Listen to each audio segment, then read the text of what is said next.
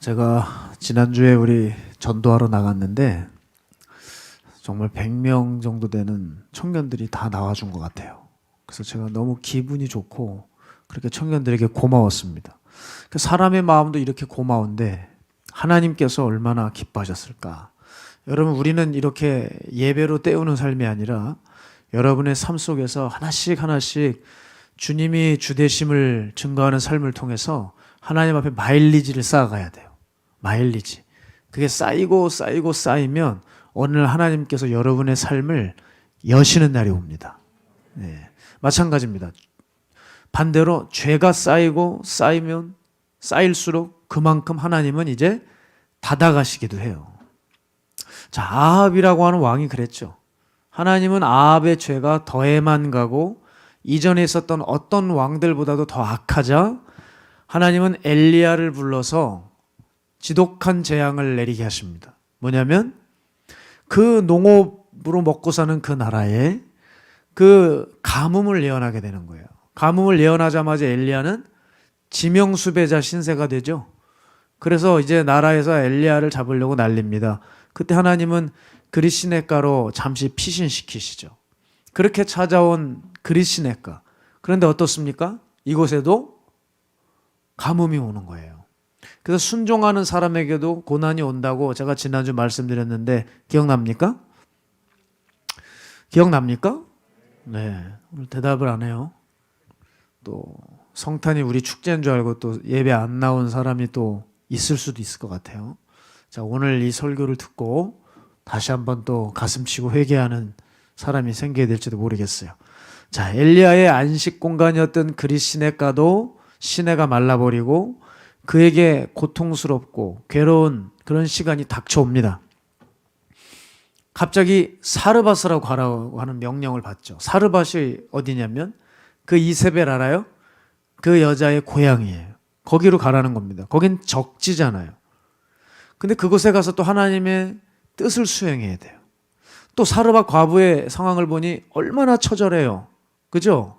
자기 아들하고 먹고 죽을 거밖에 없다는 거예요. 얼마나 끔찍한 상황이에요. 이 사르밧이 왜 열왕기상에 나오냐면 바로 한 사람의 죄로 인해 나라의 가뭄이 얼마나 심했는지를 보여주는 대목이라는 거예요. 그 사르밧의 그 과부의 양식을 하나님의 능력으로 엘리야가 해결을 시켜주고 그러고 났는데 또 그 사르밧 과부의 아들이 죽죠. 먹었는데 죽은 거예요. 엘리야가 잘못해서 죽은 게 아니에요. 그냥 때가 돼서 죽었어요. 그때 엘리야가 하나님의 능력으로 또 살려내죠. 여러분, 이게 17장에 나오는 이야기거든요. 이게 뭘 말해주고 있느냐 잘 기억하셔야 돼요. 순종하기 힘든 상황 속에서도 순종하는 사람에겐 하나님이 기적으로 함께 해주신다는 거예요. 그러나 불순종하고 죄짓는 아합 같은 무리들에게는 영락없이 재앙이 내리고 재앙이 그칠 줄 모른다는 거예요. 자, 아합과 엘리야나 사르밧 과부, 여러분 동시대에 살았던 인물이에요. 그죠? 척박하기 동일한 그런 환경입니다. 그런데 이들이 하나님에 대한 태도가 다르자 각자의 삶의 운명이 결정되었어요. 한 사람은 이런 길로 가고 다른 사람은 이런 운명의 길로 가는 운명이 갈리고 마는 거예요. 자, 여러분 이걸 아셔야 돼요. 고난은 언제든지 끝낼 수 있습니다. 고난이 언제 끝나나, 고통이 언제 끝나나죠. 특히 자신의 죄로 인해 생겨난 고난은 언제든지 끝내버릴 수 있어요. 여러분 마음을 돌이키면 끝냅니다. 가뭄이 3년 반 동안 지속됐지만 여러분 그때 이 고통이 왜 오는지를 깨닫고 고난이 왜 오는지를 알면 거기서 끝나는 거예요. 아합이 그 가뭄을 애시당초 일찌감치 끝낼 수 있었어요. 그러나 돌이키지 않아서 가뭄은 끝나지 않았고 아합은 악수를 두죠. 악수를 둬요. 진짜 한심한 짓을 합니다. 저는 이 모습을 보면서 확실히 버림받는 사람의 특징과 쓰임받는 사람의 특징을 확연히 알 수 있었어요. 자, 먼저 버림받는 사람의 특징에 대해 살펴볼게요. 먼저 아합은 한심한 짓을 해요. 그 땅에 가뭄이 왔는데 그 책임을 누구에게 돌리냐? 가뭄의 원인을 엘리야에게 돌립니다. 자, 여러분, 우리가 리더가 돼야 하는데, 맞죠? 우리 그냥 예배만 드리고 끝낼 거예요? 여러분 서 있는 자리에서 리더가 되셔야 되는데 절대 배우지 말아야 될 한 가지가 있다면 이거예요. 자기 죄를 남에게 전가하고 죄를 받아들이지 않는 거. 이건 절대 배우면 안 됩니다. 가뭄이 있고 3년이 지난 어느 날 하나님이 엘리야에게 말씀하십니다. 너는 가서 아합에게 네 몸을 보이라. 그리고 내 말을 전하라는 거예요. 이제 내가 비를 이 땅에 내릴 것이다 그랬어요. 그래서 그 말을 전하러 엘리야가 아합 앞에 갑니다. 그때 아합이 하는 말이 뭐예요? 성경 읽어왔죠? 오늘 17절에 뭐라 그러냐면 이스라엘을 괴롭게 하는 자야 너냐? 그런 거예요. 여러분 이스라엘을 괴롭게 하는 게 왜 엘리야입니까? 왕이 죄악을 저질러서 왕이 이스라엘을 괴롭게 하는 거잖아요. 근데 지금 책임을 누구에게 돌려요?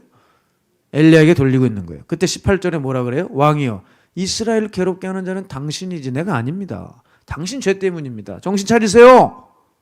정신 차려요. 아니 정신 차리라고. 엘리야가 아합한테 이렇게 얘기했다고. 그래서 가뭄이 왔어요. 바알은 엘리야에게 책임을 돌려버리고 마음을 돌이키지 않아서 고난을 끝낼 수 있었어요. 고난을 못 끝냈어요. 자, 우리도 마찬가지죠. 여러분 우리 삶 속에서 끊어지지 않는 고통과 고난을 이 문제를 어떻게 봐야 될 것인가. 원인을 외부에서 찾는 사람만큼 어리석은 사람이 없어요. 빨리 고통에서 빠져나오고 싶어요? 네? 남 탓하지 마시고 내 탓인 줄 알란 말이에요. 나를 꼼꼼히 살펴보세요. 나는 아무리 내 잘못을 찾아봐도 없는 것 같아. 확실히 나는 아닌 것 같아. 이런 사람 있습니까? 그러면 따져 묻지 말고 주 앞에 엎드리세요. 그냥 엎드리세요. 힘든 만큼 엎드리면서 주님 앞에 부르짖으세요. 그럼 각자의 가뭄은 그치게 됩니다. 고통은 끝낼 수 있게 돼요. 우리 리더들이 절대 하지 말아야 할 일들은 문제가 생기고 어려움이 찾아왔을 때 모든 것을 남 탓으로 전가하는 일이에요. 사실 리더는 이런 사람들이 아니죠. 리더라면 책임을 지고 내가 감당해야 될 사람이 사실 리더예요. 뉴스에 보면 참 우스꽝스러움들 많이 나오는데 사고가 분명히 터졌어요. 그래서 책임을 누군가는 져야 되는데 끝까지 리더들이 자기 옷을 못 벗어. 결국 자기가 수락을 해서 진행한 일이면 자기가 책임을 지고 옷을 벗어야 되는데 책임 회피를 하고 밑에 사람들만 징계하는 사람들이 있어요. 아주 한심스럽죠. 자기 자리 놓칠까 봐, 자기 밥그릇 놓칠까 봐 책임을 안 지려고 하는 사람들이에요. 그러니까 적어도 리더는 자신의 죄뿐만 아니라 남의 죄도 끌어안을 수 있고 책임질 줄 아는 넓은 그릇이 되어야 한다는 거예요. 그러니까 우리는 지금부터 이것을 연습하자는 거예요. 작은 일에 억울한 일에 펄쩍펄쩍 뛰지 말고 그냥 또 뭐 누가 나를 무시했다 그러면은 그걸 견디지 못해 가서 그냥 훌쩍훌쩍 대다가 막 또 전사님한테 전화하고 숲지기들한테 전화하고 목사님한테 전화하고 그 자식이 그냥 또 이랬다고 그러지 말고 오히려 이런 일을 통해서 내 그릇을 넓히는 계기로 삼아버리라는 거예요. 오늘도 기도 뜨겁게 열심히 하던데요. 기도만 하고 말씀만 본다고 되는 게 아니에요. 이런 부분들을 훈련해야 돼요. 작은 일에 펄쩍펄쩍 뛰지 말고 그 속에서 오히려 내가 더 잘못임을 깨닫고 작은 남의 허물을 덮어줄 수 있는 그런 것들을 훈련해 나가자는 거예요. 그러나 자신의 죄를 보지 못하는 사람은 끝없이 남을 정죄하고 핍박하게 이릅니다. 늘 보면 자기는 잘못이 하나도 없어요. 남이 다 문제야. 어떻게 리더가 되겠어요? 그러니까 아합이 이래서 리더가 아닌 거예요. 이 사람은 되먹지 않은 자가 거기 왕의 자리에 올라가 있는 겁니다. 오늘도 새 가족으로 등록한 한 가정이 있었어요. 그 작년 예배를 마치고 나서 새 가족을 맞이해서 얘기를 하는데 전에 다니던 교회에 대한 아픔과 상처, 특히 목회자에 대한 아픔을 얘기하는 거예요. 계속 듣는데 더 이상 들어서는 안 될 것 같아요. 왜냐하면 첫 번째, 난 청년부 설교를 해야 되거든 이제. 지금 바빠 죽겠는데 이걸 다 구구절절히 들을 수 있는 시간이 없어요. 두 번째, 들을 이유가 없었어요. 왜? 새 부대에는 새 술이 담겨야죠. 왔으면 잊어버려야죠. 아니 자기가 싫어서 나왔으면 이제 거기서 끝내는 거거든요. 근데 여기까지 와가지고 그거를 이 분노와 안갚음을 풀지를 못해 계속 속으로 끓탕거리고 또 이곳에서도 남이 보이고 또 다른 목회자의 죄가 보이고 실수가 보이고 한다면 얼마나 비참해요. 물론 그분이 그랬다는 얘기가 아니라 사람들은 그런 경향이 있어요. 아직도 내 상처를 처리하지 못하고 이전의 일인데 이제는 그건 지워버리고 이곳에 와서 새롭게 시작을 해야 되는데 이 쓴뿌리를 해결하지 못하고 오면은 거기서 짓던 죄 여기서 안 짓겠습니까? 여러분 그 교회 목사가 잘못됐어요. 그럼 이 교회 목사는 괜찮습니까? 뭘 또 고개를 상처가 되네. 너 나 알아? 이래 아니래. 맞아요.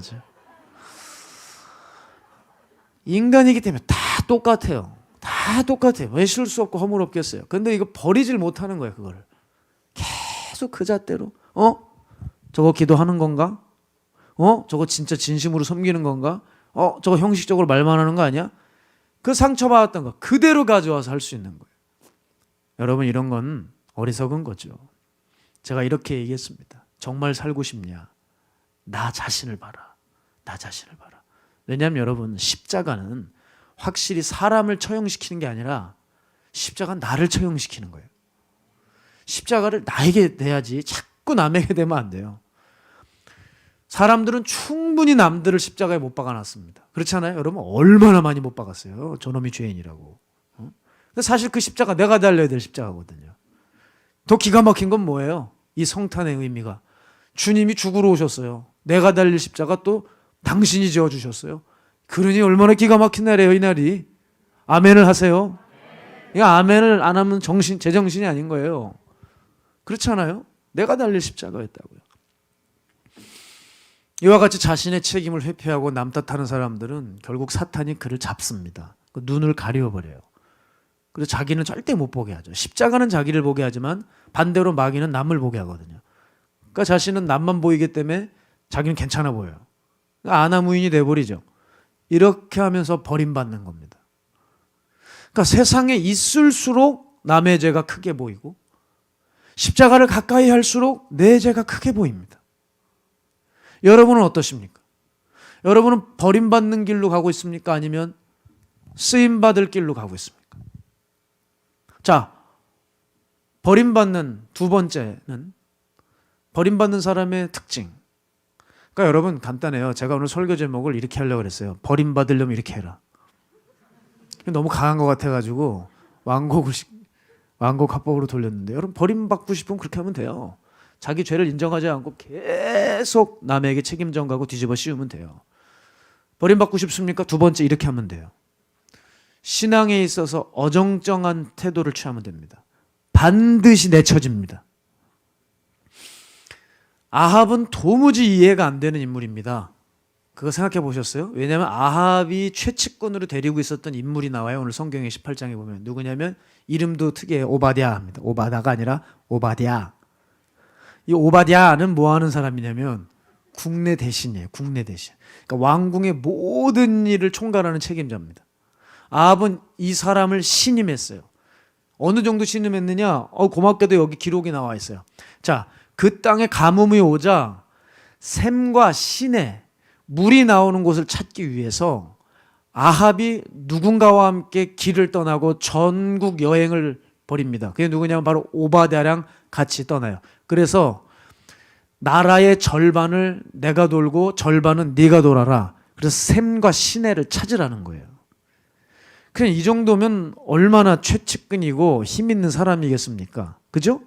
근데 이 사람의 이름 뜻이 뭐냐면 오바댜, 하나님의 종 이런 뜻이거든요. 정말 이름대로 보면 성경에 또 나와 있죠. 오바댜를 뭐라고 기록하느냐? 하나님을 지극히 경외하는 자라 그랬거든요. 이상하지 않아요? 저는 좀 이상했어요. 아니 아합이 누구를 숭배하는 자예요? 바알과 아세라요. 근데 바알과 아세라를 섬기는 자가 어떻게 하나님 섬기는 사람을 세워놓죠? 저는 혼자 생각을 해봤어요. 정말 오바댜가 신앙이 좋은지를 몰라서 인재로 등용을 한 건가? 정말 아합이 등잔 밑이 어두워서 실수로 여호와의 신앙에 좋은 사람을 데려온 건가? 그런데 생각을 해봤어요. 아니, 왕이 정보력이 그렇게 허술하겠어요? 그렇죠? 분명히 오바댜가 어떤 사람인지 다 파악을 했겠죠.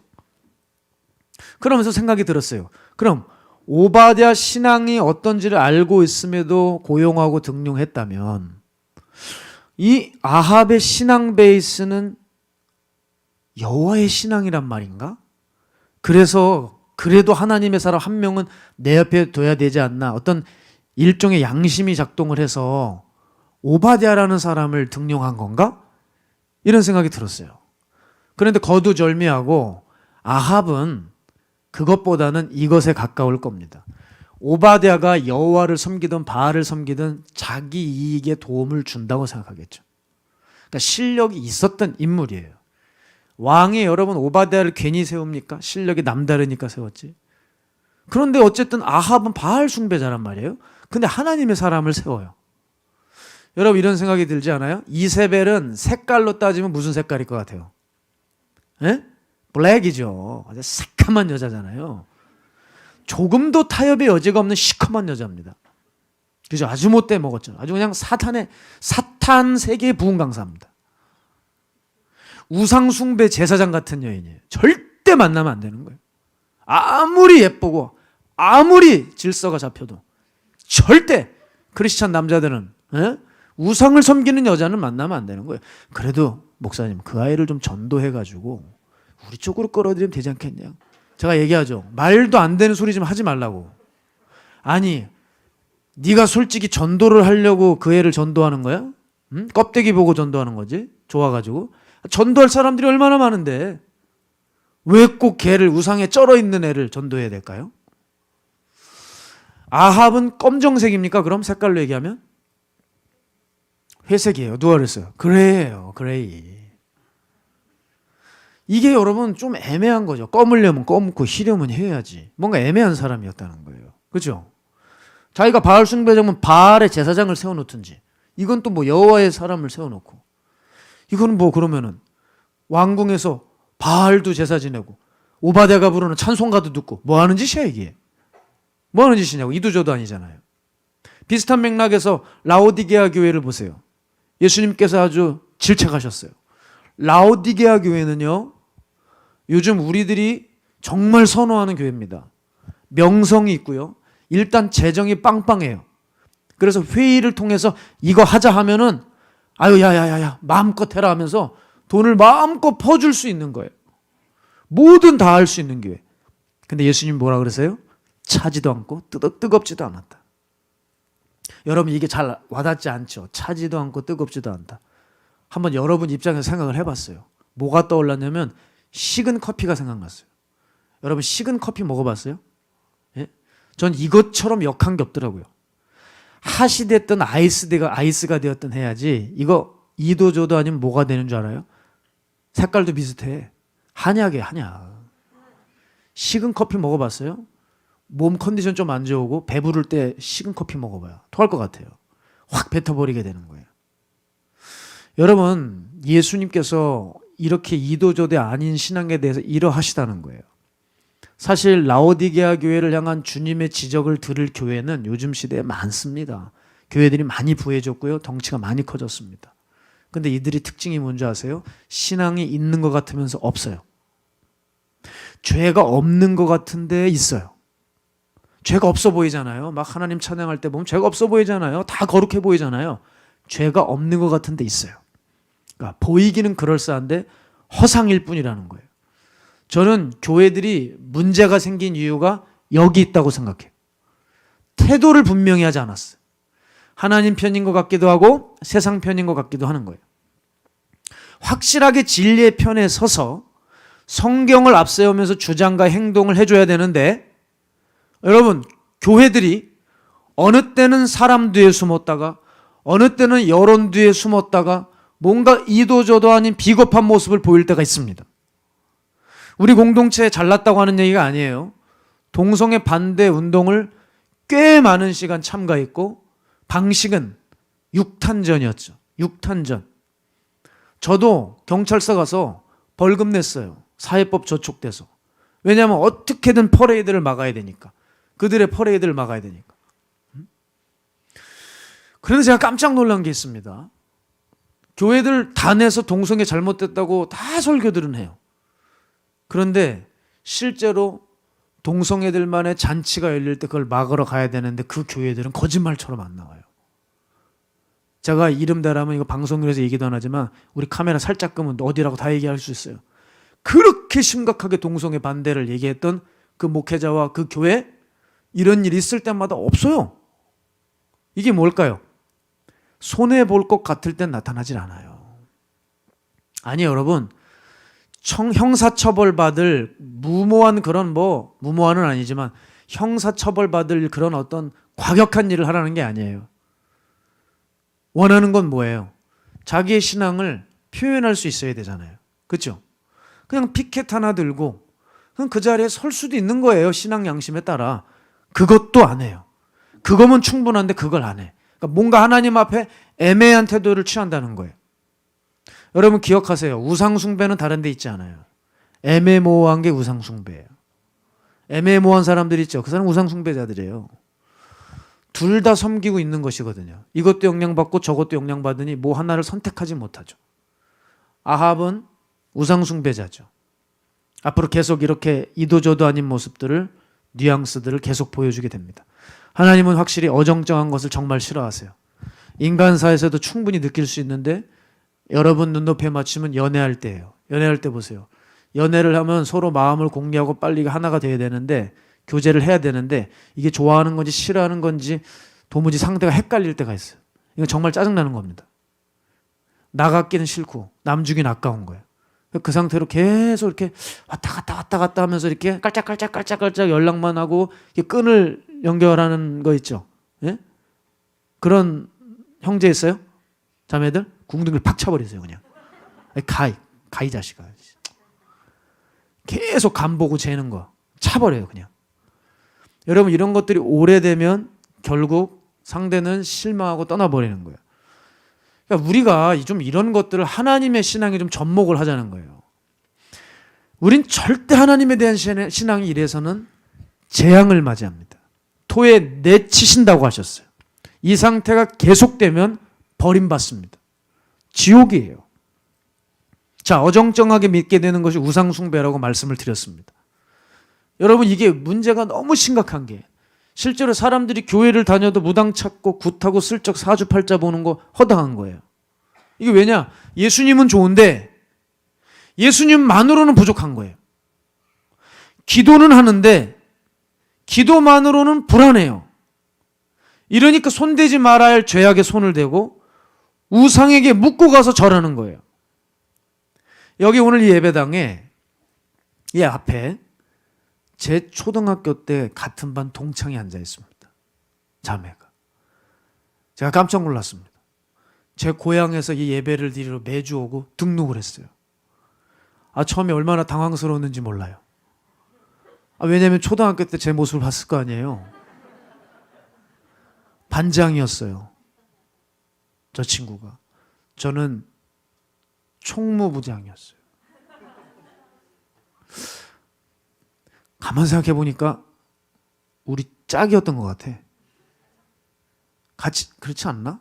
자꾸 그런 생각이 들어요. 옛날 초등학교 생각하니까 한 번 같은 반 된 게 아니라 5학년, 6학년을 다 같은 반이 됐어요. 꽤 오래 봤습니다.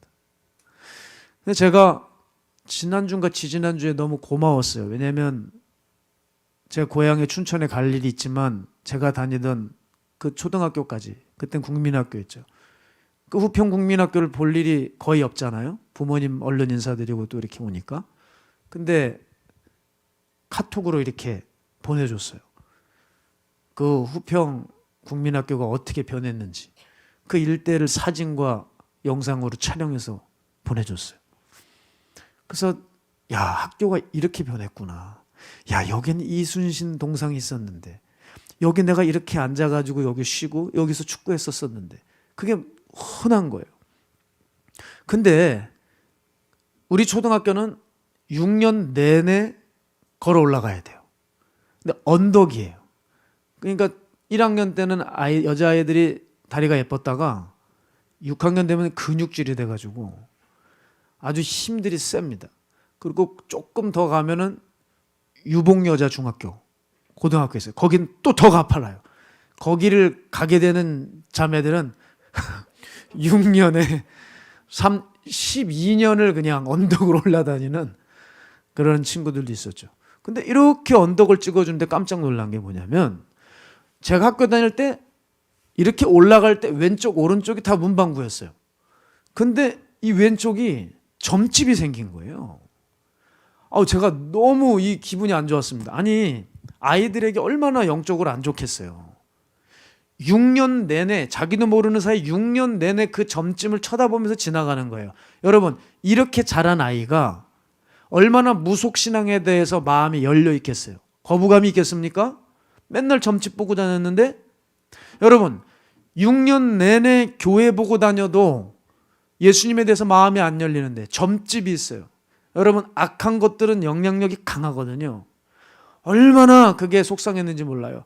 한참 어린아이들이지만 한참 내 후배들이 그 어린아이들이 여길 다니면서 뭘 배울까? 하나님이 이런 마음이시겠구나 생각을 했어요. 내 백성이 나를 항상 쳐다보다가 어느 순간부터 우상을 쳐다보는 거예요. 속이 새카맣게 타들어가실 것 같아요. 내 자녀였고 내 자식들이었는데. 여러분 한국의 이 무속신앙에 대한 문제가 심각한 게요. 언제나 경제 상황과 무속신앙은 함께 갑니다. 경제가 어렵고 살기가 힘들수록 사람들이 무속에 의지하는 경향은 점차 강해지죠.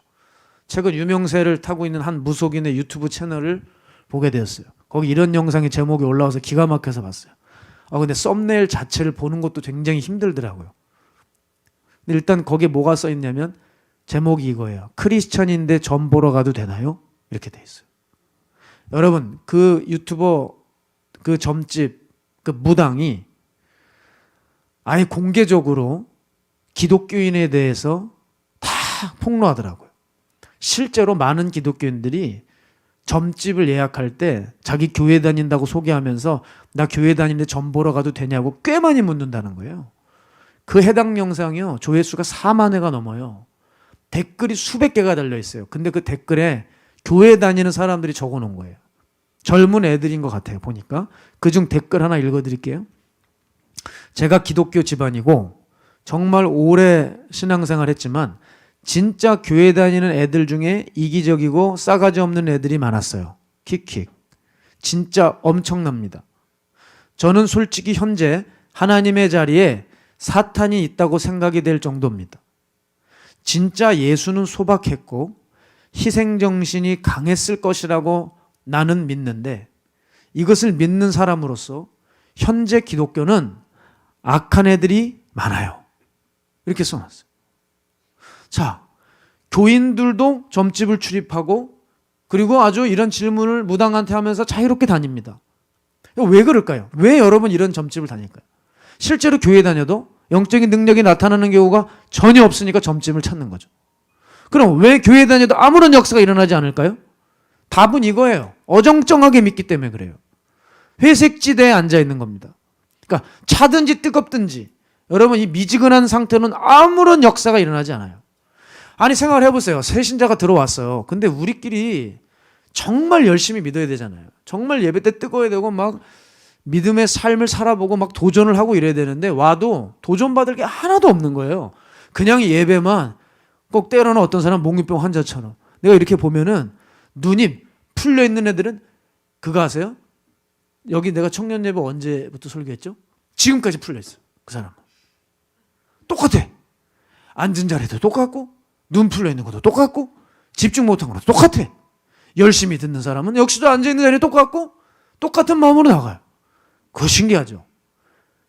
그런데 여러분 우리가 열심히 해도 모자른데 와가지고 도전을 전혀 못 주는 거예요. 그러니 애들이 점집 가는 거예요. 그렇게 되면 하나님이 노하시고 구원에서 이탈될 것이라고 하는 두려움을 갖게 해줘야 되는데 교회가 전혀 이렇게 봐도 니나네 나 똑같지 않냐. 뭐 우리 어차피 뭐 별 차이가 없는데 점집 가는 거예요. 제가 지금 당연한 얘기하는 것 같은 게 아니에요. 잘 들으셔야 돼요. 잘 들으셔야 돼요. 이러다가 우리는 버림받는다는 거예요. 오늘 성탄에 대한 태도를 보시죠. 우리가 하나님에 대해서 어정쩡했어요, 교회들이. 그러니까 세상이 크리스마스를 아주 우습게 알고 짓밟고 할러데이로 바꿔버리고 성탄의 문화를 하나씩 하나씩 제거해버리고 있잖아요.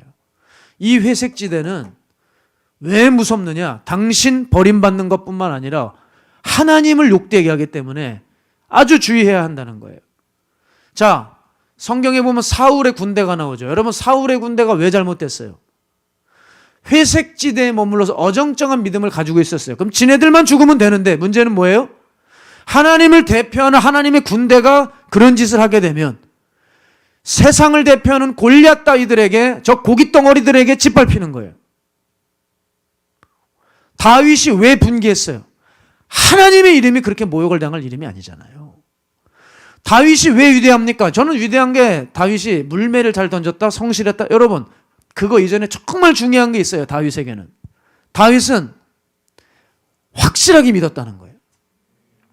흔들림이 없었다는 거예요. 내가 집안에서 왕따를 당하건 외톨이 신세로 들녘에서 양이나 치는 사람이건 심지어 양 친다고 해서 뭐 아빠가 뭐 좋은 반찬으로 행복하게 해주는 것도 아니고 선물 주는 것도 아니고 늘 외톨이에다가 나타나는 건 사자들이 나타나서 양이나 물어가고 곰이 나타나가지고 곰이랑 혈투를 벌여야 되고 얼마나 고단한 삶이에요. 그런데 그에게는 한 가지가 있었다고. 어느 누군가가 전해준 그 하나님, 가족이 믿고 있다고 하는 그 하나님이 다윗에게는 전부 그게 확실하고 변함이 없은 거예요. 우리가 나 하나 어정쩡해지는 게 중요한 게 아니고요. 주변 사람들이 그 영향을 받아요. 그래서 하나님이 결과적으로 모욕을 당하는 일이 벌어지는 거예요. 아합이 그래서 버림받았어요. 여러분, 그 시대에 그 왕이 그러니 백성들은 당연한 거 아닙니까? 자, 엘리야가 바알과 아세라 선지자 850명과 결투를 벌이죠. 뭐 이거 구태여 설명할 필요 없잖아요. 거기 모인 이스라엘 백성들을 보자마자 엘리야가 기가 막혀서 얘기한 게 뭐예요? 그게 21절 아니에요? 21절. 한번 같이 읽어볼까요? 18장 21절. 엘리야가 모든 백성에게 가까이 나아가 이르되 너희가 어느 때까지 둘 사이에서 머뭇하려느냐? 여호와가 만일 하나님이면 그를 따르고 바알이 만일 하나님이면 그를 따를지니라 하니 백성이 말 한마디도 대답하지 아니하는지라. 여러분 21절 보세요. 진짜 화가 나는 구절이에요. 이 구절이. 왜냐하면 두 문구 때문에 그래요. 첫 번째, 어느 때까지라고 했습니다. 너희가 어느 때까지, 즉 머뭇거리고 미지근한 신앙이 꽤 시간이 오래되었다는 것을 알 수 있고요. 두 번째, 엘리야가 이렇게 선포해도 백성이 말 한마디도 대답하지 않았다는 거예요. 아니, 뭔 반응이 있어야 될까요, 사람들이. 그렇죠? 예? 그렇게 단도직입적으로 얘기하고 엘리야가 이렇게 심각한 걸 얘기하면 백성이 반응을 해야 되는데 말 한마디도 대답하지 못해요. 전 이게 굉장히 화가 났어요. 저들은 왜 저랬을까? 첫 번째, 하나님이 부끄러워서 그랬을까? 그럴 수도 있죠. 두 번째, 정말 누가 이기는지를 보겠다고 하는, 그리고 나서 결정하겠다는 악한 생각이 있었던 거예요. 이건 그들에게 100% 이 두 가지 마음이 다 들어가 있는 겁니다. 부끄러운 거죠, 일단. 지금까지 어정쩡하게 살아왔는데 갑자기 변할래니까 변화리치나? 남 눈치 보고 부끄러우니까 꼼짝 못하는 거고. 두 번째, 정말 누가 이기는지를 보고 그 다음에 내가 결정하겠다는 거예요. 얼마나 악한 생각이에요. 그러니까 어떤 지도자가 들어서느냐에 따라 그 나라의 운명이 바뀌는 겁니다. 여러분, 교회도 마찬가지예요. 어떤 지도자가 들어오느냐에 따라 세상에 그 물이 완전히 바뀌어요. 제가 어떤 한 교회를 알아요. 그렇게 사랑이 많은 목회자였습니다. 정말 화기애애해요. 그런데 아주 냉정하고 아주 지식적인 사람이 왔어요. 어떻게 되는 줄 아세요? 분열이 일어나기 시작해요. 파가 생겨요. 십자가 거꾸러지는 거예요. 여러분, 이게 실제로 일어난 일이에요. 그래서 지도자 한 사람이, 리더 한 사람이 얼마나 중요한지 모릅니다. 얼마나 중요한지 몰라요. 방주교회, 어마어마한 싸움이 있었던 교회라고 들었잖아요. 박보영 목사님이라는 한 분이 오면서 정말 자랑할 만한 교회가 되었어요. 얼마나 훌륭한 교회가 됐어요. 거기 있는 성도님도 얼마나 축복받은 분들입니까? 그러나 이 정권은 하나님께 대해 악수를 두었다는 것이죠. 자, 버림받는 사람의 특징은 이런 거예요. 반면에 흥미로운 것은 18장에 보게 되면 하나님께서 붙드시고 쓰시는 사람도 또 나온다는 거예요. 첫 번째 인물은 누구예요? 오바댜입니다. 북왕국에 유일하게 혼자 흰옷 입고 구원받은 백성이었어요. 하나님이 이스라엘을 포기하지 않으신 것을 어디서 내가 발견할 수 있었느냐면 오바댜를 그 더러운 왕궁 깊숙이 집어넣으셨다는 거예요. 놀랍죠? 하나님 그 나라를 버린 게 아니에요. 하나님의 사람을 뽑으셔서 오바댜를 그 왕궁에 집어넣으신 거예요. 그렇죠? 그리고 엘리야가 봤을 때 정말 홀로 싸우는 것 같다고 여기 성경에 말해요. 850대 1을 할 때 하나님의 선지자들은 나만 홀로 남았다. 그러지만 사실 엘리야가 틀렸죠. 오바댜가 100명의 선지자를 이세벨 그 이상한 여자의 그 악한 여자의 그 시커먼 여자의 그 악한 계교에서 건져내어서 100명을 살려뒀어요. 훗날 보니 엘리야가 언제 또 소망이 생겨요. 하나님 뭐라 그러세요? 바알에게 무릎 꿇지 않은 7천인이 있다. 참 하나님 보면은 짙은 어둠 가운데서도 소망을 볼 수 있도록 하나님 여전히 살아계시다는 것을 벌써 하나님 계획 가운데 드러내주고 계세요. 하나님 이스라엘 포기하지 않으셨어요. 오바댜를 왕궁 깊숙이 집어넣었어요. 저는 여러분 오바댜를 볼 때 여러분이 그 사람이 되기 원합니다. 오바댜는 강한 평신도 아니에요? 하나님을 지극히 경외하는 자로서 각자의 자리에 실력이 있으니까 마치 다니엘처럼 포로로 잡혀갔지만 그 속에서 영향을 미치는 거예요. 오바댜가 그랬다는 거예요. 바로 오바댜를 통해서 이스라엘 북왕국을 지킬 수 있었고 신앙의 대가 끊어지지 않을 수 있었다는 거죠. 그리고 엘리야, 그 썩어지고 문드러진 시대에 하나님 불망치로 쓰임받았던 최고의 선지자 엘리야. 여러분 오바댜와 엘리야, 이 기록을 우리가 읽을 수 있는 건 복이어야 되는 줄 압니다. 복이어야 되는 줄 알아요. 반주를 너무 일찍 하시는 것 같아요. 미안해요. 그런 게 있어요. 조금 있다가 이제 끝난 줄 알고 기대를 하고 있는데 아직 할 얘기가 많이 남았거든. 갑자기 칠흑 같은 어둠이 찾아오죠? 빨리 해볼게요. 오늘 성탄절이니까 특집으로 빨리 해야죠. 딱 30분만 앞으로 더 하겠습니다. 자, 여러분 오바댜와 엘리야 쓰임받는 특징이 있어요. 첫 번째 뭐냐면 자기 희생이 있었다는 거예요. 책임 전가 따윈 찾아볼 수 없어요. 빨리 해볼게요. 빨리 해볼게요. 우리 전도 나가야 되니까. 그죠? 책임을 자기가 확 져버리는 거예요. 오바댜. 그렇죠? 오바댜가 신앙을 지키기는 대단히 위험한 상황 아닙니까? 여러분 아합도 아합이지만 그 이세벨이라고 하는 그 독한 여자로부터 이 왕국이 얻어질 수 있는데 그 이스라엘을 심각하게 만드는 그들 중심에 오바댜가 들어가서 4절 보게 되면 여호와의 선지자들을 이세벨이 다 죽일 때 이 독한 여자 하나님의 선지자들 다 죽이는 거예요. 그럴 때 인정사정 볼 것 없이 잡아다 죽일 때 오바댜가 가서 건져오는 거예요. 여러분 진짜 기가 막힌 게 뭐냐면 역대 왕들이 우상을 다 섬겼지만 여러분 그리고 왕비가 권력을 이렇게 휘두르면서 하나님의 선지자 죽인 적이 없어요. 그러니까 역대 왕들이 하나님을 대적하고 뭐 우상 숭배를 했지만 선지자들 죽이진 않았잖아요. 근데 아합도 아니라 아합 그 아내가 왕비가 권력을 휘두르면서 사람들을 하나씩 죽였다고요. 선지자들을. 이때 오베드야가 생명 걸고 100명의 선지자를 빼돌려서 50명씩 나눠서 굴에서 떡과 물을 먹입니다. 이게 대단한 거죠. 이 하나님의 선지자를 살리는 도구로 쓰신다는 거예요.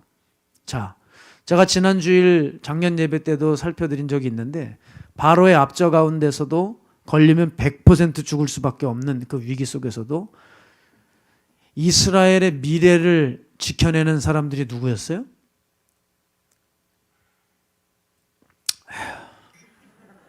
청년 예배만 드려요? 작년 예배 와도 됩니다. 작년 예배 와도 누가 때리지 않아요. 꼭 오세요. 히브리 산파들이 히브리 산의 아기들을 다 지켜내잖아요. 출애굽기 1장 17절. 그러나 산파들이 하나님을 두려워하여 애굽왕의 명령을 어기고 남자 아기들을 살린지라. 저는 이 말에 굉장히 전율이 왔거든요. 결국 누군가 희생하지 않으면 생명을 보기가 어렵구나. 따라서 여러분, 이 공동체를 살리고 싶습니까? 영혼들을 살리고 싶어요? 기도와 함께 꼭 하셔야 될 게 있어요. 자기 희생이고 자기 포기입니다. 제가 교회를 섬기고 사람을 섬기면 섬길수록 목사가 자기를 내려놔야 돼요. 목사가 자기 권리를 내려놓지 않으면 사람들 제대로 섬기지를 못해요. 자꾸 내가 해야 될 일들만 생각나고 일을 못하게 됩니다. 사실 예수님께서 이 땅에 오셔서 하신 일이 뭐예요? 희생이죠. 우리가 사랑이라고만 쉽게 말하면 안 돼요. 그 사랑은 희생의 형태를 띄었어요. 희생당하신 거예요. 저 말구 위에서 십자가까지. 무슨 말입니까? 희생당하시는 삶을 살았다는 거죠. 사실 리더가 이게 없으면 내가 리더인지 다시 생각해 봐야 돼요. 적어도 영적 리더라면 어떤 부분보다 이게 강해야 됩니다. 제가 좋아하는 김익두 목사님이 있어요. 6.25 사변이 탁 터졌을 때 교회를 지키시겠다고 성도들 다 피신시키고 자기는 교회 혼자 지키시다가 기도하다가 인민군에 총 맞아서 순교하셨어요. 그래서 김익두 목사님이 된 거라고 생각해요. 김익두 목사님 하면 한국이 낳은 신유부흥사입니다. 이분이 팔도를 돌아다니면서 어마어마한 사람들의 그 병을 낫게 했어요. 오죽하면 김익두 목사님이 병치유가 얼마나 강하게 나타났으면 이적 증명이라고 하는 책을 써서 사람들에게 진짜 낫다는 것을 증명한 거예요. 그러니까 역사적인 자료를 제시한 거예요. 사람들이 너무 안 믿는 거예요. 너무 많이 나가지고. 그 정도로 대단한 기적과 신유의 역사가 나타났습니다. 그래서 제 별명이 뭔지 아세요? 이믹두였어요. 워낙 그쪽으로 마음이 있었을 때였으니까. 후배가 그러더라고요. 익두형 그랬거든요. 그렇게 좋았습니다. 나도 언젠간 그렇게 신유부흥사가 돼야지. 그런데 시간이 지나면 지날수록 김익두 목사님의 진가는 그런 게 아니에요. 끝에서 나타나는 거예요. 교회를 지키겠다고 목숨을 건 자기 희생. 아, 진정한 리더였구나. 김익두 목사님이 김익두 목사님으로서 지금까지 인정받을 수 있는 건 뭐예요? 기적과 이사가 아니라 그리스도를 위해서 사랑하는 양들을 위해서 자기를 버릴 수 있는 그 마음, 예수님 닮은 그 마음, 그 정신이 있었다는 거죠. 따라서 여러분, 우리도 깨어 있어야 돼요. 우리도 깨어 있어야 돼요. 우리가 자신을 던질 수 있을 때 그런 기회를 하나님 열어주시면 과감히 던져버리는 거예요. 그 기회가 왔을 때 그 기회를 놓치지 않는 거예요. 그 기회가 왔을 때 얼른 다른 사람에게 맡겨버리고 자기가 빠지는 게 아니에요. 내가 가서 그것을 해버리는 훈련들을 해 나가자는 거죠. 저도 공동체를 세우기 위해서 여기저기 돌아다니면서 사역들을 준비하고 해 나가고 있습니다. 솔직히 어떤 때는 책 한 장 읽지도 못하는 날들이 많아요. 제가 하고 싶은 목회 그거 건들지도 못해요. 그런데 여러분, 제가 솔직히 도전받는 게 있어요. 도전받는 게. 저와 함께 사역하는 스태프들, 사역자들입니다. 자기 시간이 없어요. 정말 청년 공동체를 위해서, 교회를 위해서 얼마나 뛰는지 병들이 다 나요. 제가 목사로서 자책이 느껴요. 솔직히 이거 내가 해야 되는 건데 저 친구들이 뛰어주는 것은 아닌가. 그러니 제가 게을리 할 수가 없어요. 이렇게 열심히 뛰어주는데 얼마나 고맙고 겉으로는 야단치지만 속으로 눈물 나고요.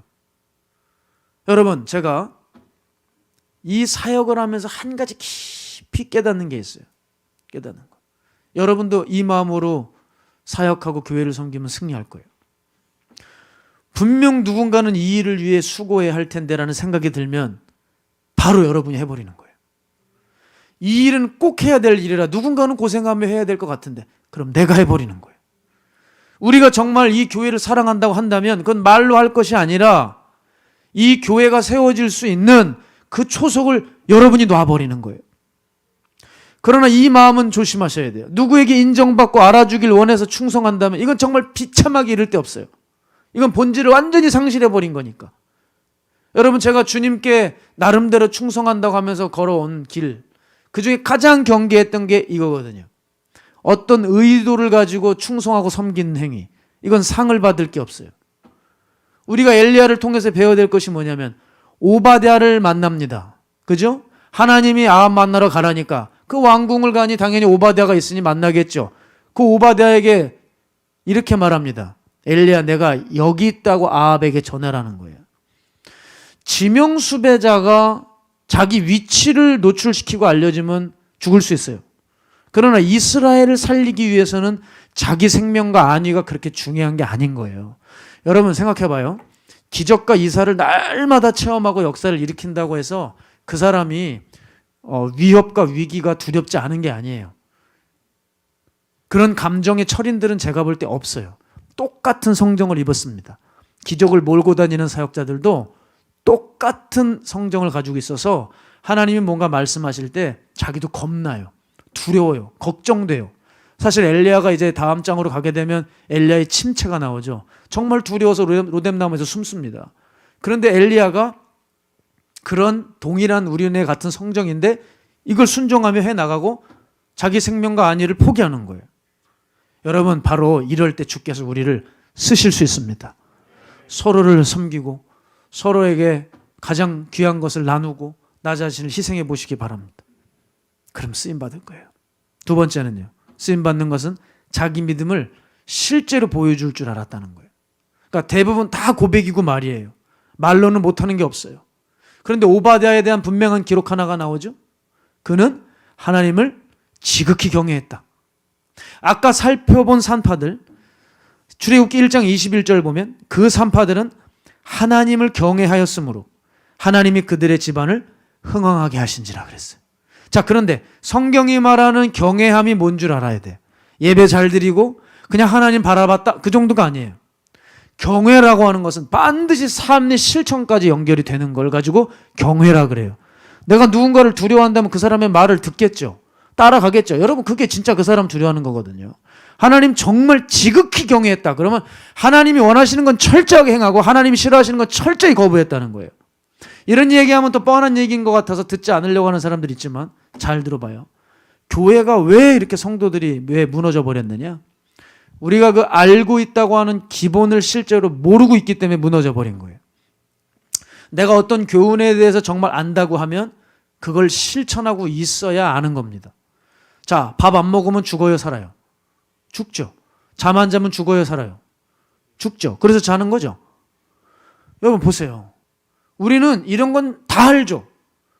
여러분, 이거 안다는 건 뭐예요? 정말 먹어요, 우리는. 정말 자요. 실제로 이거 없으면 몸이 그렇게 죽어가는 것 같이 느껴져요. 여러분, 이렇게 내가 정말 체험하면서 이걸 실천하고 있어야 안다는 거예요. 그런데 하나님 말씀, 신앙에 대해서는 지식은 넘쳐가는데 여러분이 배운 이 지식 중에 딱 하나를 끄집어서 정말 내가 이걸 안다고 말할 수 있나 생각해 보세요.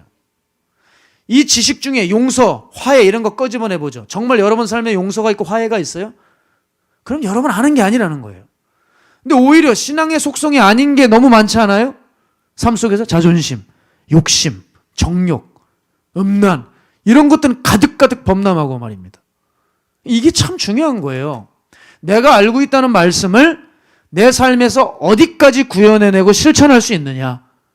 이게 여러분의 신앙을 넘어서 여러분의 인생을 살아가는데 얼마나 따져 물어야 될 중요한 질문인지 모릅니다. 오바댜 보세요. 엘리야를 만나자 오바댜가 넙죽 엎드리고 엘리야를 향하여 내 주라고 얘기합니다. 나는 당신의 종입니다라고 얘기해요. 여러분, 그럴 군번이 아니죠, 오바댜가. 왜? 그 왕국의 넘버 2인데 실세를 가지고 있는 사람인데 왜 그 엘리야 그 털보에게 가서 넙죽 엎드려 절을 하고 내 주여 하겠냐고요. 이 마음 안에 진짜 하나님을 경외하고 하나님을 믿는 믿음이 있으니까 하나님의 사람이 나타나니까 무릎을 꿇는 거예요. 경외하는 거예요. 여러분, 그런데 우리 교회들을 볼까요? 참 신기한 거 있어요. 하나님은 그렇게 경외한다고 하면서 하나님의 사람들을 무시해요. 제가 교회들 얘기 들어보면 부목사님들의 아픈 얘기를 많이 듣습니다. 사람들이 담임 목사님은 참 그렇게 경외하듯이 좋아하는데 부목사님들 그렇게 무시한다는 거예요. 전도사들은 그렇게 무시한다는 거예요. 아, 제가 그때 알았어요. 하나님을 경외함이 없는 사람들이구나. 하나님을 정말 경외하는 사람들은 하나님의 일을 하는 사람들, 하나님의 종들에 대해서 기본적으로 존중할 줄 알아요. 나이가 어리다고 학벌이 짧다고 함부로하고 그런 사람 없어요. 이 땅에 오바댜가 없다는 얘기예요. 또한 엘리야를 보세요. 이제 들어와도 돼요. 끝났어요. 이제 끝났어. 아유, 나도 빨리 끝내주려고 진짜. 자, 850대 1의 전투를 치르죠. 여러분, 엘리야가 치른 이 전투가 왜 의미 있는 줄 아세요? 자기가 진짜 믿기 때문에, 내가 믿는 이 신이 진짜기 때문에, 그걸 믿기 때문에 결투를 하는 거예요. 하나님이 야 엘리야야 너 바알과 아세라 선지자들과 결투해라 이런 거 말씀 안 하셨어요. 너는 아합에게 가서 네 몸을 보이고 이 땅에 비를 내릴 거라고 얘기를 해라라고 하셨지. 그런데 실제로 겨루 보자는 거예요. 저는 여기에 큰 의미가 있다고 봅니다. 처음에 엘리야와 바알과 아세라 선지자의 이 영적 결투를 볼 때 불 떨어지는 신이 진짜 신이다라는 그 결투, 결과에 대해 저는 초점을 맞추고 성경을 봤어요. 근데 이 본문을 시간이 가서 보면 볼수록 뭐가 깨달아지냐면 신앙이란 이런 것이구나 라는 것을 알게 하세요. 어떤 위험이 기다리고 있어도 내가 믿고 있는 그 하나님, 이 하나님을 삶에서 분명히 증거할 수 있어야 그게 진짜 신앙이구나. 그걸 깨달아요. 그래서 지금 자세하게 불 떨어지는 제사에 대해 설명하지 않는 겁니다. 그거보다 더 중요한 게 이 부분이에요. 엘리야는 평소 자신의 믿음의 제물을 그 결투 현장에서 하나님께 드렸고 하나님은 그 마음을 그 믿음의 불을 내리신 거죠. 우리는 무당의 자손들 한 850대 1을 하면서 정말 재물 쌓아놓고 야 하나님이 불을 내리실 거야. 아무리 엘리야를 흉내낸다고 해서 여러분 하나님은 살아계시지만 우리의 재물에는 불이 안 내려올 수 있어요. 예? 다 엘리야가 아니거든. 하나님은 불을 내린 게 그 재물이 아니라 내가 네 마음을 받겠다. 내가 네 마음이 진짜인 걸 이제야 알겠다. 그 말씀이신 거거든요. 사랑하는 여러분, 우리의 신앙은 교회용인가요? 우리의 심령에 나만 꺼내보는 용인가요? 아니면 현실에서 보여지는 실제용인가요? 저는 제 믿음이 실제적으로 행해보고 싶었던 때가 있었어요. 아까 제가 이믹두 이런 얘기 재미나게 얘기했지만 그 환우들과 귀신 들린 사람들을 만날 때 은사를 자랑하려고 하는 게 아니라 처음 시도는 전 순수했던 것 같아요. 왜냐하면 예수 그리스도의 이름에 능력이 있다는 것을 보여줘야 사람들이 예수 믿을 거 아닌가. 전 개인적으로 이렇게 생각해요. 성령님의 놀라운 역사가 다시 한국교회 이 땅에 부어져야 된다고 봐요. 하나님을 너무 우습게 알아요. 하나님 안 계시는 분으로 치부해버려요. 이럴 때일수록 우리는 정말 하나님의 놀라운 능력이 나타나는 그런 은사적인 사역도 저는 어떤 면에서 필요하다고 봐요.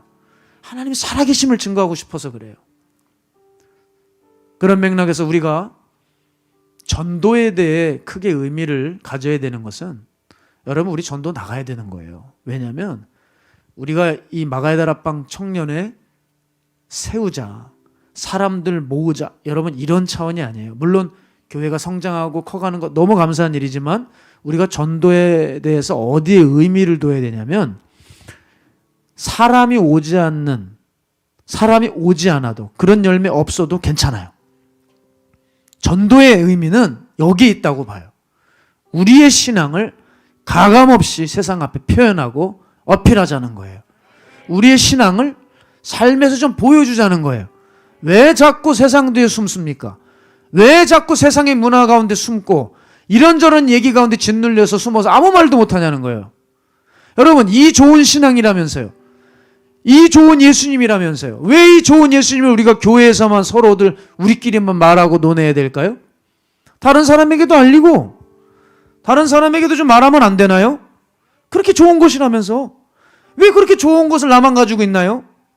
여러분 맛집 하나 보세요. 맛집 얘기할 때 얼마나 여기 먹어봐 여기 먹어봐 꼭 먹어봐 얘기하고 좋은 물건 있으면 야 이거 진짜 좋아 에어팟 진짜 좋아 아이패드 진짜 좋아 아무개 와치 진짜 좋아 이렇게 광고 홍보하잖아요.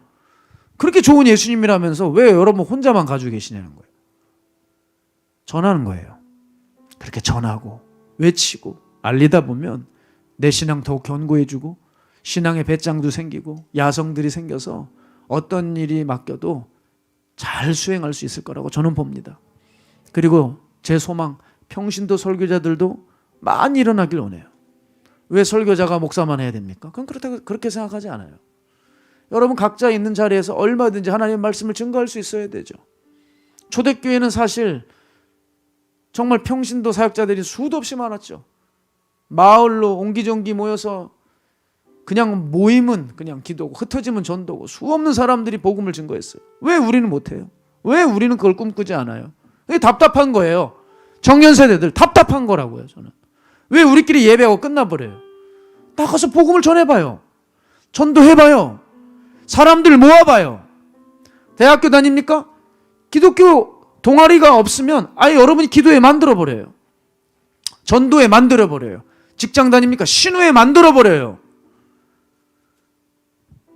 그렇게 하나님이 살아계심을 증거하며 가자는 거죠.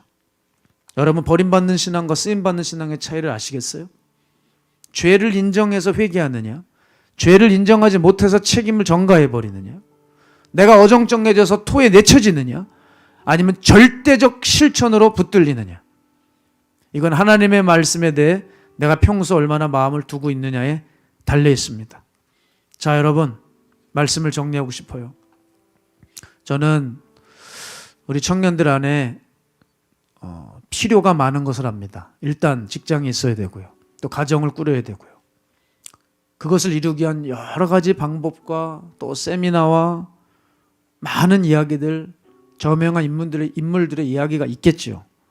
사실 취업을 위해서 당장 그 사람의 책을 읽어야 될 것 같고 그 강의를 들어야 될 것 같고 열심히 뭔가를 해요. 그런데 안타까운 거는요, 그것보다 훨씬 중요한 영생의 길, 하나님 앞에 한 세대 쓰임받는 길은 관심이 없어서, 거긴 관심을 안 두고 어정쩡해져서 버려지는 거예요. 우리가 생각보다 하나님이 우리 안에 별로 크시지 않는 분인 것 같아요. 여러분, 오늘 성탄입니다. 오늘 저는 너무 부끄럽고 연약하지만 성탄의 본질을 장년들과 함께 외치고 나눴어요. 근데 사실 제가 어제 산에서 기도하면서 참 마음이 답답하고 힘들었어요. 예전에는 그렇게 기쁨으로 가서 예수님의 생신을 축하해드리고 한껏 기도하고 내려왔는데 어제 올라갔을 때 내 자신을 보니 왜 이렇게 덕지덕지 때가 많이 묻어있는 것 같고 괴롭고, 성탄에 대한 기쁨보다는 오늘 있어야 될 설교나 여러 가지 일들로 인해 번민하고 고민하고 있는 제 모습을 보았어요. 왜 이렇게 점점 내 자신도 성탄에 대한 기쁨이 식어져 가는 것만 같을까? 그건 어느새 우리 안에 하나님보다 다른 것을 오랫동안 사랑해 왔기 때문이라고 생각해요. 여러분 어떻습니까? 우리 진짜 기뻐해야 돼요. 회개하는 즉시, 어제 회개하며 다시 산에서 내려와 차에서부터 제가 의도적이라고 할지라도 주님을 다시 생각하고 말구에서 십자가까지를 붙들고 주님이 나를 종으로 불러주시고 여러분 귀한 청년 앞에서 이렇게 말씀을 증거하는 것에 감사하면서 다시 제가 제 자신을 회복하는 시간을 갖고 있습니다. 여러분, 우리 조심해야 될 거예요. 성탄은 오늘로 와서 그냥 끝나버린 것 같지만 아니요. 우린 매일매일이 성탄이 되기를 원합니다. 매일매일 성탄의 본질, 나 죽고 예수님이 사시는 삶을 살기 원합니다. 그걸 이루기 위해서는 여러분 안에 예수님보다 사랑하는 것을 하나씩 제거해 나가셔야 돼요. 지금 이렇게 청년일 때 성탄의 감격이 없으면 장년이 되고 훗날 노년이 됐을 때 아무런 감흥도 없이 그냥 자리에 앉아 채우고 시간만 때우고 돌아가는 우리가 될 수 있습니다. 사랑하는 여러분, 우리 이제 좀 쓰임받기 원합니다. 우리 이제 하나님 앞에 사용되기 원합니다. 그럼과 동시에 내 안에 버림받을 요소는 없는가? 철저히 이제 내 죄를 받아들이고 어정쩡한 신앙의 태도를 벗어던져 진짜 우상숭배인 이 어정쩡함에서 빠져나오시는 거룩한 우리 청년들 되기를 소망합니다. 이제 함께 여러분들과 함께 밖으로 나아가 예수님을 전하고 싶어요. 우리가 잘나서가 아니라 이 땅에 그래도 이 땅의 주인은, 성탄의 주인은 예수님이라는 것을 알려야 되지 않겠습니까? 우리 함께 힘을 내어 주님을 위해서 다시 한번 나가는 우리가 되었으면 좋겠습니다. 우리 제가 함께 이 찬양하면서 하나님, 나를 정직한 사람으로 바꿔주십시오. 내 안에 부정하고 여전히 세상을 사랑하는 모든 마음들을 우리 주 예수 그리스도의 십자가의 보혈로 정하여 주사 내 안에 정직한 영을 부으시고 주님께서 사용하시는 거룩한 그릇 되게 해달라고 우리 귀한 마음을 가지고 귀한 예물 주님 앞에 봉헌하도록 하겠습니다. 찬양하겠습니다. 하나님이시여 나의 모든 죄를 도말하소서. 주의 자비를 쫓아 내 죄악을 깨끗이 씻기소서. 중심의 진실함을 하나님께서 원하시오니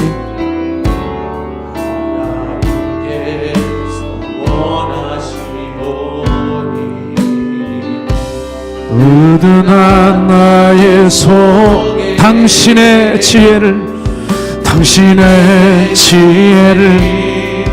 알게 하소서.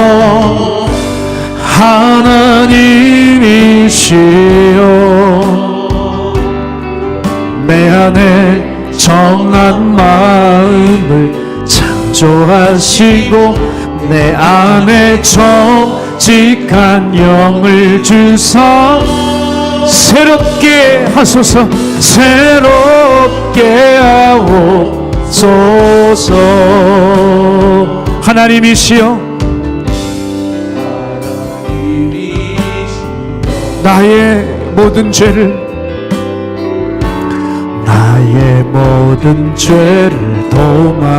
도말하소서. 주의 자비를 쫓아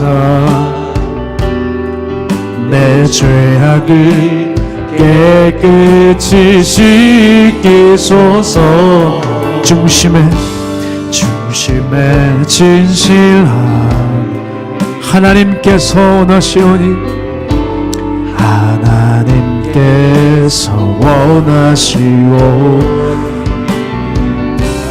우둔한 나의 속에 당신의 지혜를 알게 하소. 하나님이시여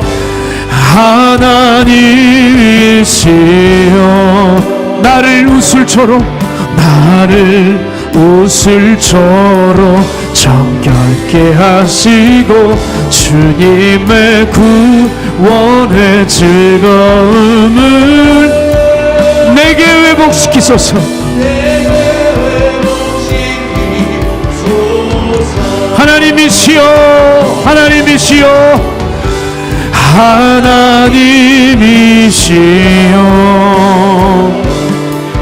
내 안에 정한 마음을 창조하시고 내 안에 정직한 영을 주사 새롭게 하소서. 새롭게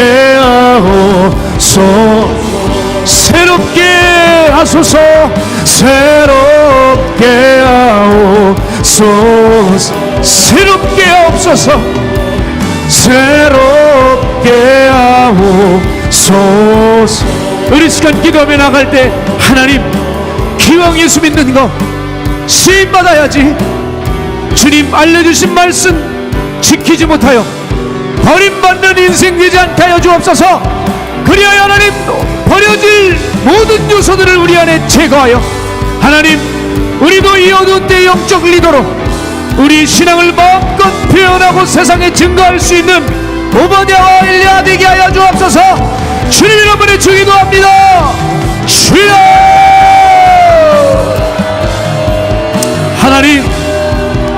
하나님 오늘 주님 최선을 다해서 우리 청년들이 쓰임받게 하기 위하여 온전히 텍스트에 근거하여 주님의 원리를 전했습니다. 하나님 우리들 더 이상 남 탓하지 않게 해주시고 우리들 안에 죄를 발견하고 이제는 그 죄를 책임을 지게 하여 주시고 그거를 넘어 자기를 희생하며 어정쩡한 것이 아니라 내 삶 속에서 실천할 줄 아는 살아있는 신앙이 되기 원합니다. 우리 공동체 참 많이 전한 말씀 중에 하나지만 그래서인지 사람들이 안 들을 수 있을지 모릅니다. 그러나 얼마나 두려운 일인지요. 내가 이것을 행하지 못한다면 그건 안 것이 아닙니다. 내가 용서하지 못한다면 용서를 안 것이 아닙니다. 내가 사랑하지 못한다면 난 사랑을 알지 않습니다. 내가 구원의 삶이 없다면 난 구원 받은 게 아닙니다. 내가 순종하지 못한다면 난 순종을 모르는 자입니다. 많이 들었다고 안다고 착각하지 말고 우리의 삶에서 얼마나 그게 구현되고 실천되고 있는지 우리가 그걸 바라봐야 합니다. 주여 깨닫게 하여 주소서. 주여 일어나게 하여 주시옵소서.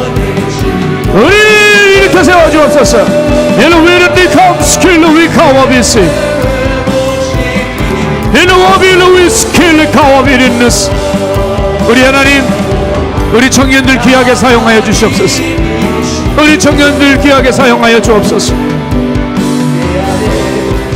우리 시간 다시 한번 기도할 때 오늘 이 주님의 날에 우리 주님을 높여드리기 위해서 잠시 전도를 떠납니다.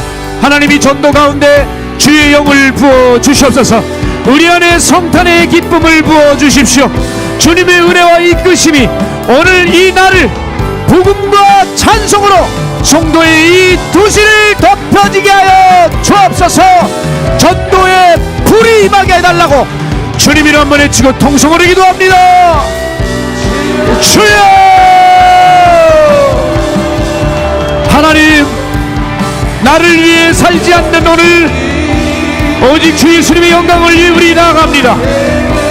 주여, 전도지를 주며 이 추운 날 주의 사랑을 담아 핫팩을 나눠주고 또한 그곳에 서서 하나님의 성호를 노래하고 하나님의 영광을 위하여 준비하며 주님이 송도 땅을, 이 인천 땅을 주님께 올려드립니다.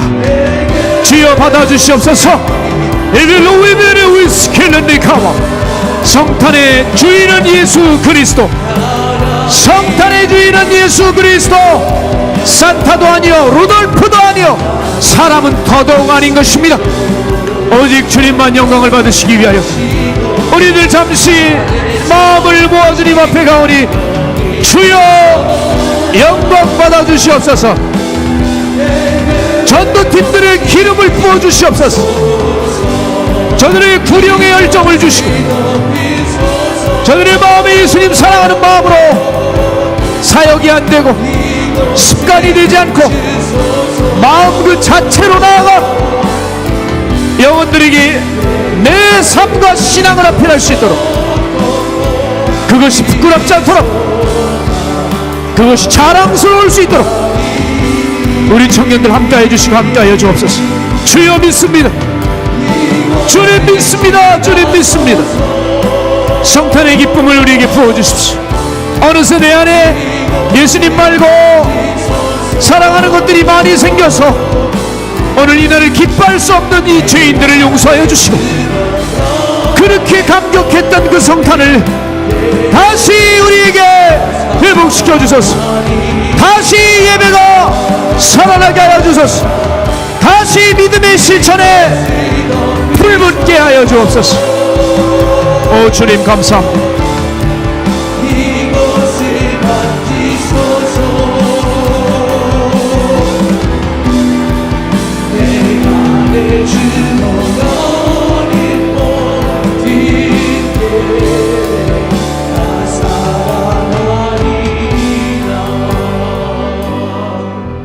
하나님, 우리도 얼마든지 버림받을 수 있습니다. 이렇게 하면 버림받을 수 있습니다. 그러나 오늘 다시 하나님의 말씀에 대한 태도를 바꿉니다. 내 죄를 받아들이게 해주십시오. 남 탓이 아니라 내 탓이고 오늘 십자가를 기려야 될 것은 십자가 잠깐 묵상하고 맞춰지고 예수님 이렇게 나를 위해서 오셨구나 정도가 아니라 십자가에 나를 처형하고 마는 내 자아를 반드시 잡아 매달을 수 있는 오늘 그 결단이 있게 하여 주시옵소서. 그래서 이 고결한 신앙을 사람 눈치 보지 말고, 여론 뒤에 숨지 말고, 이런저런 얘기 때문에 눌려있지 말고 과감히 나아가 나의 신앙을 전하고 어필하고, 오히려 우리가 영적인 에너지를 발산하기 위해 잘 준비되어 내가 있는 터전에서 그 영적 에너지를 쏘아 올릴 수 있는 기도회가 생기게 하시고, 신우회가 생기게 하여 주시고, 예배를 사랑하는 모임이 있게 하여 주시옵시고, 각종 거룩한 경건의 모임들, 홀리클럽들이 생겨나서 예전 웨슬리가 그 땅을 바꾸기 시작했을 때처럼, 그 영국 땅이 영적으로 도탄에 빠졌을 때 웨슬리 형제들로 인해서 그 나라에 빛이 임했던 것처럼, 그들이 평상시에 하나님을 예배하고 경건의 모양이 아닌 경건의 능력을 갖기 위하여 그들의 삶을 고치고 거룩을 붙들며 말씀을 사랑했던 것처럼,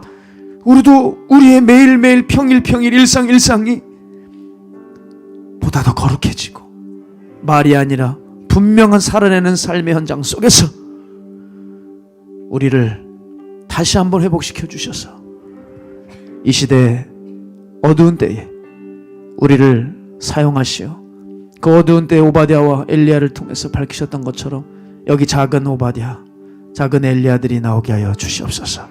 오늘은 성탄입니다. 주님 홀로 영광 받아주시고 주님만 높임을 받아주시고, 우리가 함께 나아가 예수 그리스도의 복음과 그분의 사랑과 은혜와 구원을 전하니 하나님, 이 영적으로 육적으로 추운 이 도시에 하나님의 온기가 덮어지고 하나님의 손길과 하나님의 영적인 기름 부으심이 가득한 이 도시가 되게 하여 주시옵소서. 매일을 성탄으로, 매일을 성탄의 본질을 이루기로 작정한 주의 청년들 한 사람 한 사람 기억하시고 함께 해주시기를 소망하고, 살아계신 예수님의 이름으로 감사드리며 기도드렸습니다.